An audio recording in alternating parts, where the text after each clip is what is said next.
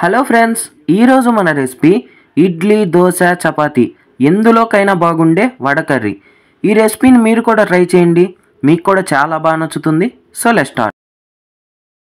ముందుగా 4 గంటల పాటు నానబెట్టిన 250 గ్రాముల పచ్చెనపప్పును మిక్సీ జార్లోకి తీసుకొని అర టీ స్పూన్ సోంపు, ఒక పచ్చిమిర్చి, తగినంత ఉప్పు వేసి బరకగా మిక్సీ పట్టుకోవాలి.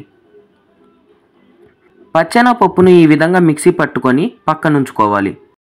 ఇప్పుడు ఓ బాండల్లో డీప్ ఫ్రైకు సరిపడా నూనె పోసి హీట్ చేసుకొని ఆయిల్ హీట్ అయ్యాక ముందుగా మిక్సీ పట్టుకున్న పచ్చెనపప్పును ఈ విధంగా చిన్న చిన్న బాల్స్గా వేసుకొని ఫ్రై చేసుకోవాలి.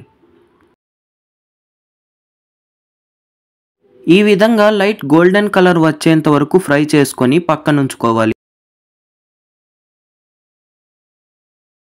ఇప్పుడు కుక్కర్లో 50 గ్రాముల నూనె పోసి హీట్ చేసుకొని ఒక చిన్న ముక్క పట్ట, 4 యాలకులు, 4 లవంగాలు, ఒక బిర్యానీ ఆకు వేసి 3 మీడియం సైజ్ ఎర్రగడ్డ ముక్కలు, ఓ రెమ్మ కరివేపాకు వేసి ఎర్రగడ్డను లైట్ గోల్డెన్ కలర్ వచ్చేంత వరకు వేయించుకొని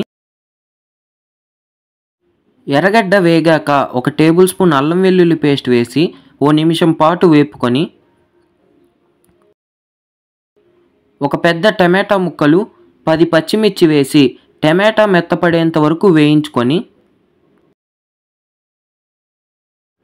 ఇప్పుడు అందులోనే అర టీ స్పూన్ సోంపు, అర టీ స్పూన్ పసుపు, ఒక టేబుల్ స్పూన్ ధనియాల పొడి, ఒక టీ స్పూన్ గరం మసాలా, ఒక టీ స్పూన్ చికెన్ మసాలా, తగినంత ఉప్పు వేసి కొద్దిగా పుదీనా, కొద్దిగా కొత్తిమీర వేసి పచ్చివాసన పోయేంత వరకు వేయించుకోవాలి.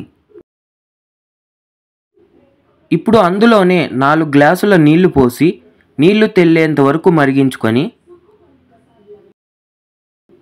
నీళ్లు ఈ విధంగా తెల్లుతున్నప్పుడు ముందుగా వేయించి పెట్టుకున్న పచ్చెనపప్పును వేసి బాగా కలిపి మీడియం ఫ్లేమ్లో 3 విజిల్స్ వచ్చేంత వరకు ఉడికించుకోవాలి.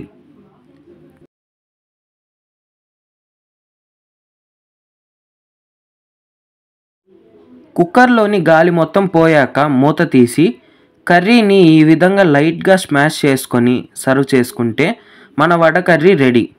ఈ రెసిపీని మీరు కూడా ట్రై చేసి మీకు ఎలా కుదిరిందో కామెంట్స్లో చెప్పండి. రెసిపీ నచ్చినట్టయితే ఛానల్ను సబ్స్క్రైబ్ చేయడం మర్చిపోకండి.